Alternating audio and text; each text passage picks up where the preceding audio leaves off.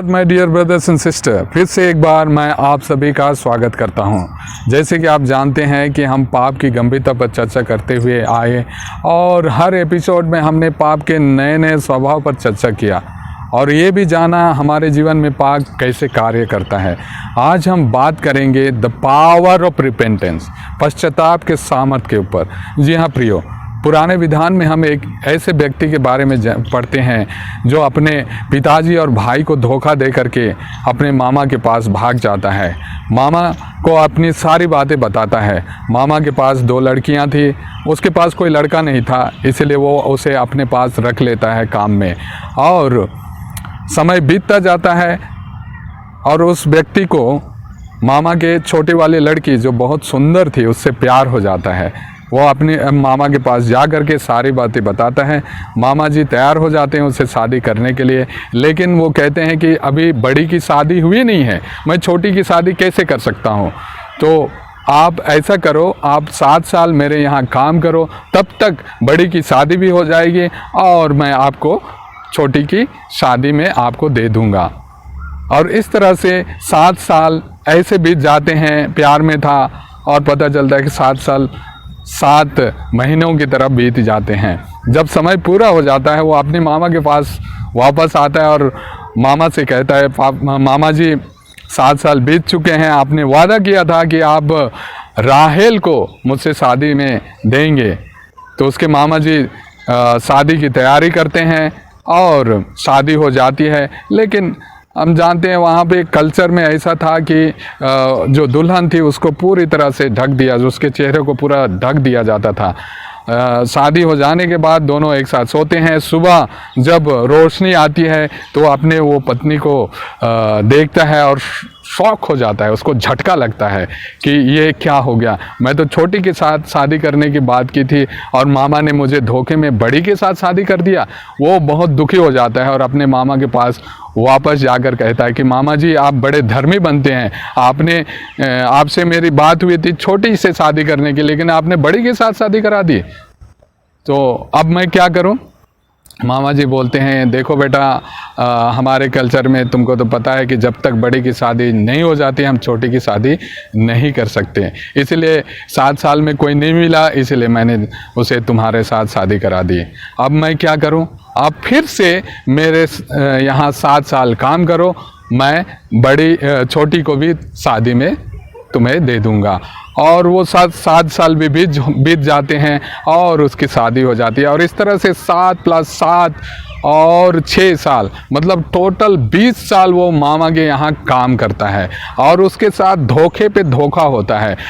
उत्पत्ति ग्रंथ के अध्याय 31 और पद संख्या 7 में हम पढ़ें तो वहाँ पे वही खुद बताता है कि आपके पिताजी ने मेरे सैलरी में 10 बार फेरबदल किया। यानी हम जानते हैं कि प्रैक्टिकल रूप में सैलरी में बढ़ोतरी होती है, लेकिन इसके केस में क्या हो रहा है, हर 2 साल में सैलरी मामा कम कर देते थे। यानी कि धोखा पर धोखा खाते हुए ये थक जाता है और अंत में ये निर्णय करता है कि मैं अपने पिताजी और भाई के पास वापस जाऊंगा और वहाँ से वो निकलता है। यानी कि वो पश्चाताप तब तक 20 सालों तक ना उसके पापा को याद आया, ना उसके भाई को, ना मम्मी को, किसी की याद नहीं आई।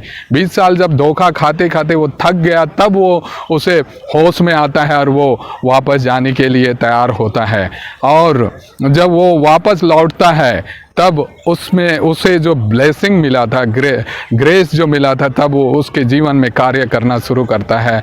और याबोक नदी के किनारे, हम उत्पत्ति ग्रंथ में पढ़ते हैं, याबोक नदी के किनारे प्रभु उससे मिलने के लिए आते हैं और उससे पूछते हैं तुम्हारा नाम क्या है। तब वो बोलता है मेरा नाम याकूब है। तब ईश्वर बोलते हैं कि तुमने सही बोला कि तुम्हारा नाम याकूब है। क्योंकि ईश्वर उससे ये बात इसलिए पूछते हैं क्योंकि जब वो पिताजी से अपना आशीर्वाद लेने के लिए जब गए थे तो पिताजी ने उससे पूछा था कि तुम्हारा नाम क्या है, तो उसने कहा था एसाव, यानी झूठ बोला था। उस चीज़ को प्रभु उसे रिप्लेस करते हैं और इस तरह से उसके जीवन में आशीष काम करना शुरू करता है। जी हाँ प्रियो, पाप से हमें रिपेंटेंस ही बचा सकता है, द पावर ऑफ रिपेंटेंस। और नए विधान में हम एक व्यक्ति के बारे में पढ़ते हैं जाकियुस करके। संत लूकस के सुसमाचार के अध्याय 19 में हम पढ़ते हैं इस व्यक्ति के बारे में। वो एक नाकेदार था, टैक्स कलेक्टर था, जबरन टैक्स कलेक्ट करता था और बहुत ही ज़्यादा संपत्ति अपने यहाँ एकत्र कर रखा था।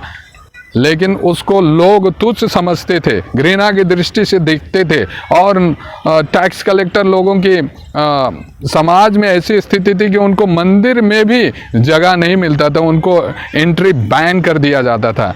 तो वो इस बात से बहुत ज़्यादा परेशान था, इसीलिए वो प्रभु यीशु को देखना चाहता था, उनसे मिलना चाहता था और वो कोशिश करता है और एक दिन उसके साथ ये अवसर भी प्राप्त होता है और एक गुलार के पेड़ पर वो चढ़ जाता है उसे देखने के लिए और प्रभु तैयार हो जाते हैं उसे गुलार के पेड़ से नीचे आने को कहते हैं और कहते हैं कि जाकियुस आज मुझे तुम्हारे घर जाना है। जी हाँ प्रियो, जब हम तैयार हो जाते हैं पश्चाताप करने के लिए तो प्रभु हमारे पास आने के लिए तैयार हो जाते हैं और जाकियुस बड़े खुशी से अपने घर उनको लेकर जाता है और उनका स्वागत करता है और पब्लिकली ये डिक्लेयर करता है कि मैं आधी संपत्ति गरीबों में बांट दूंगा और जिनसे मैंने बेईमानी की है उन्हें 4 गुना वापस लौटा दूंगा।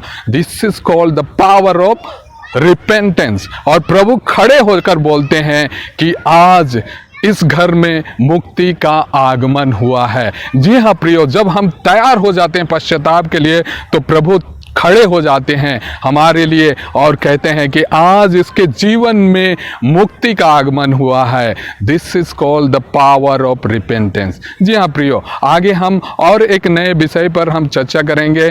तब तक के लिए आप सबको good bye, thank you, God bless you.